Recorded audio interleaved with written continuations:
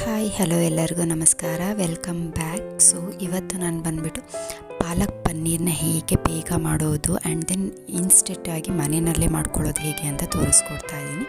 So ನಾನಿವಾಗ ಪಾಲಕ್ನ ಬೇಯಿಸ್ಕೊಳ್ತಾ ಇದ್ದೀನಿ ನೀರಲ್ಲಿ ಹಾಕಿ ಚೆನ್ನಾಗಿ. ಅದಾಗಿದ ತಕ್ಷಣ ಸ್ವಲ್ಪ ಅದು ತಣ್ಣಗಾದ್ಮೇಲೆ ನೀವು ಗ್ರೈಂಡ್ ಮಾಡಿಟ್ಕೋಬೇಕು ಈ ಥರ ಚೆನ್ನಾಗಿ.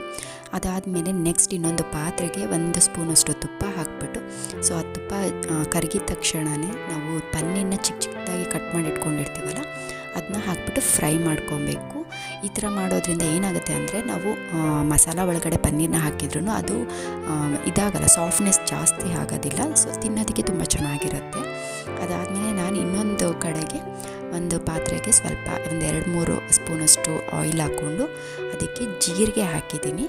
ಆಮೇಲೆ ಶುಂಠಿ ಬೆಳ್ಳುಳ್ಳಿನ ಚಿಕ್ಕದಾಗಿ ಕಟ್ ಮಾಡಿ ಹಾಕ್ಕೊಂಡಿದ್ದೀನಿ.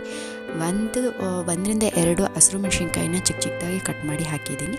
ಹಾಗೆ 1 ಆನಿಯನ್ನ ಚಿಕ್ಕದಾಗಿ ಕಟ್ ಮಾಡಿ ಹಾಕ್ಕೊಂಡು ಫ್ರೈ ಮಾಡ್ಕೊಳ್ತಾ ಇದ್ದೀನಿ. ಆನಿಯನ್ ಫ್ರೈ ಆದಮೇಲೆ 1 ಟೊಮೊಟೊನೂ ಕೂಡ ಚಿಕ್ಕದಾಗಿ ಕಟ್ ಮಾಡ್ಕೊಂಡು ಅದನ್ನು ಹಾಕ್ಕೊಂಡಿದ್ದೀನಿ ಸೊ ಇದಿಷ್ಟು ಚೆನ್ನಾಗಿ ಫ್ರೈ ಆಗಬೇಕು, ಗೋಲ್ಡನ್ ಕಲರ್ ಬರಬೇಕು. ಇದು ಚೆನ್ನಾಗಿ ಫ್ರೈ ಆಗ್ತಿದ್ದಂಗೆ ನೋಡಿ ಈಗ ಫ್ರೈ ಆಗಿದೆ. ಇದಕ್ಕೆ ನಾನು 1 ಸ್ಪೂನಷ್ಟು ಗರಂ ಪೌಡರು, ಆಮೇಲೆ ಇನ್ನೂ 1 ಸ್ಪೂನಷ್ಟು ಖಾರದ ಪುಡಿ, ಹಾಗೆ ಅರ್ಧ ಸ್ಪೂನಷ್ಟು ಧನಿಯಾ ಪುಡಿನ ಹಾಕ್ಕೊಂಡಿದ್ದೀನಿ.